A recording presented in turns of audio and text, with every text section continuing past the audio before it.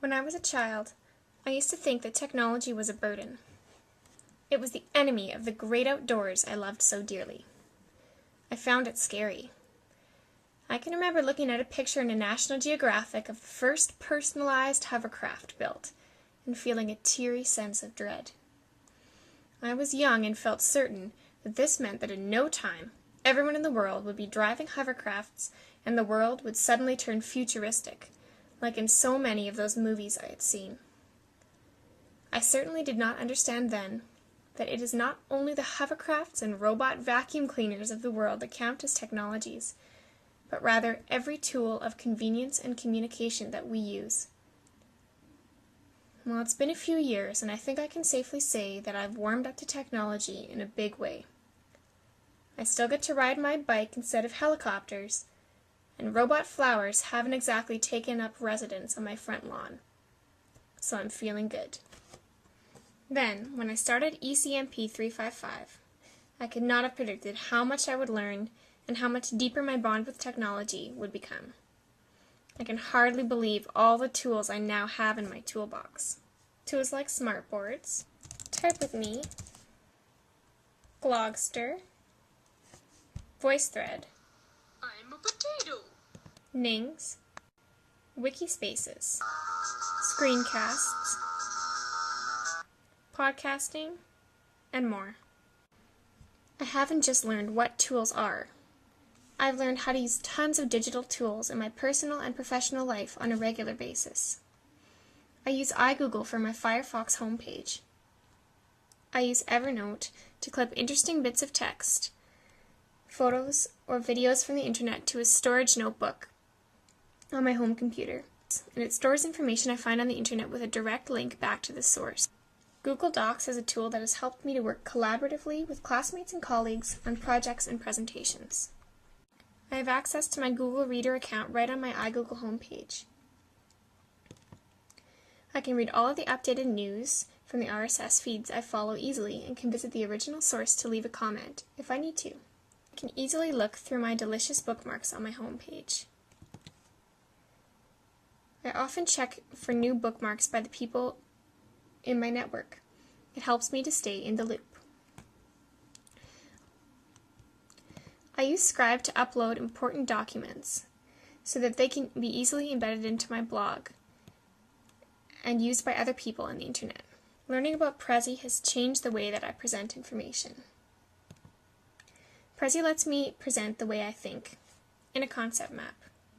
Some of the tools I use are personal. I use a shared Flickr account to trade photos with my sister, who lives in South Africa.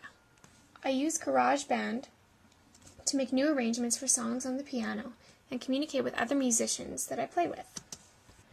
Scribbler is a new tool I started using to make art. Of course, many of the tools that I use can be for both professional and personal reasons.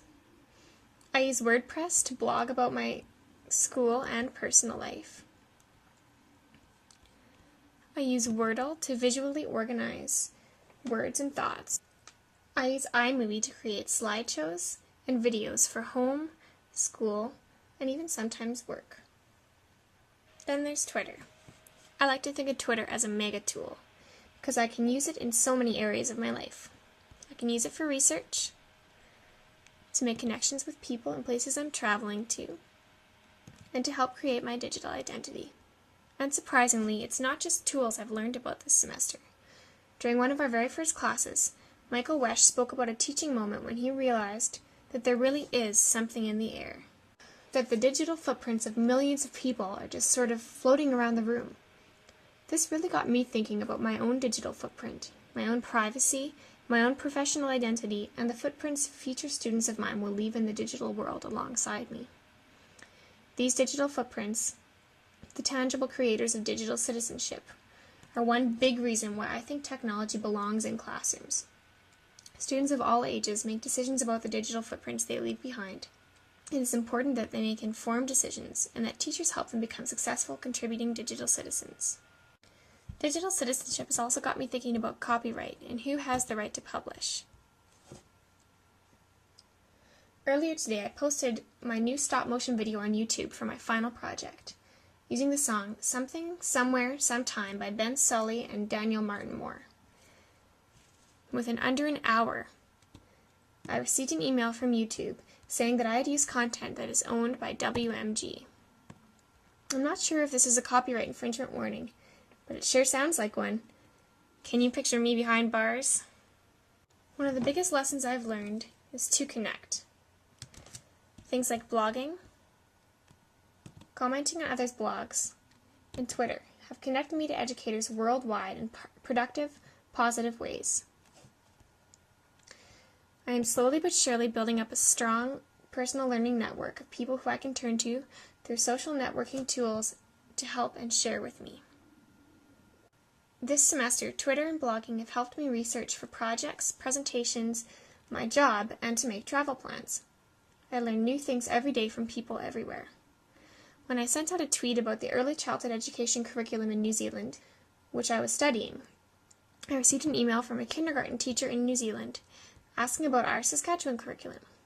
We communicated back and forth several times, and her emails helped me to synthesize my information for a presentation I did later.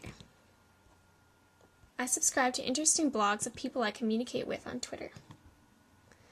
Twitter has also helped me to gain some new readers for my own blog. One professor in Alabama read a post that I wrote and assigned his students to comment on it and blog about it. I later was able to have a Skype conversation with one of his classes, and now several of his students have kept in touch with me to communicate about blogging and teaching. All of this connecting is what it's all about. As long as I am in touch with such a wide network of interested, engaged learners and some experts, I know I'll do just fine in school, work, and my own personal learning.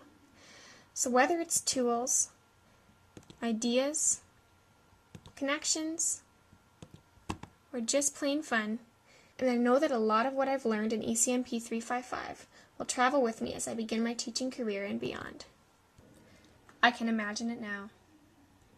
All those experts I can invite into the classroom through Skype. All those engaging ways students will be able to show what they know. The worldwide audience for students' writing and creative initiatives. I may not take the personalized hovercraft or the robotic flowers on my front lawn, but the connections and motivation for learning, those I'll treasure.